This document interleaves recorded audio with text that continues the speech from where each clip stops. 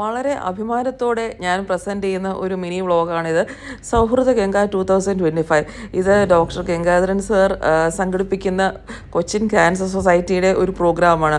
എല്ലാ വർഷവും Cochin cancer society അവതരിപ്പിക്കാറുണ്ട് ഇങ്ങനൊരു പ്രോഗ്രാം. ഡോക്ടറങ്കിൾ എന്ന് ഞങ്ങളൊക്കെ സ്നേഹത്തോടെ വിളിക്കുന്ന, ഞാൻ പരിചയപ്പെടുത്തേണ്ട ആവശ്യമില്ല. അവിടെ ഡോക്ടറിൻ്റെ ഓരോ പേഷ്യൻസിനെയും ഓടി നടന്ന് എനർജറ്റിക്കായിട്ട് കണ്ട് സംസാരിച്ച് സ്നേഹത്തോടെ വർത്തമാനം പറയാണ് ഡോക്ടർ. അപ്പം ഡോക്ടർ ഇങ്ങനൊരു കൂട്ടായ്മ നടത്തുന്നത് തന്നെ ഡോക്ടറുകളുടെ ഒരു സ്നേഹത്തിൻ്റെ ഒരു ഇതാണല്ലേ. ക്യാൻസർ എന്ന് കേൾക്കുമ്പോൾ തന്നെ എല്ലാവർക്കും മനസ്സിൽ ഒരു പേടി ഭീതി ഒക്കെയാണല്ലേ. ഇവിടെ വന്നിരിക്കുന്ന ഓരോ ചിരിച്ച മുഖത്തെയും നിങ്ങൾക്ക് കണ്ടാൽ മനസ്സിലാവും. അവിടെ വിൽ പവറാണ് ഏതൊരു അസുഖത്തെയും നേരിടാൻ നമ്മളെ ഹെൽപ്പ് ചെയ്യുന്നത്. അപ്പം ഓരോ ക്യാൻസർ വാരിയേഴ്സ് അല്ലെങ്കിൽ ഫൈറ്റേഴ്സ് അതിൻ്റെ ഒരു കൂട്ടായ്മയാണ് ഈ കൊച്ചിൻ ക്യാൻസർ സൊസൈറ്റി.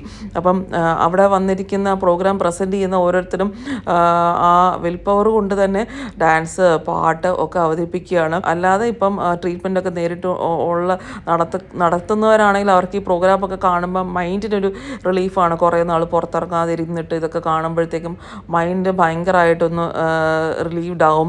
പിന്നെ മാജിക് ഷോ ഉണ്ടായിരുന്നു, കൊച്ചിൻ പോലീസ് കമ്മീഷൻ, അങ്ങനെ കുറേ ചീഫ് ഗസ്റ്റുകളൊക്കെ ഉണ്ടായിരുന്നു.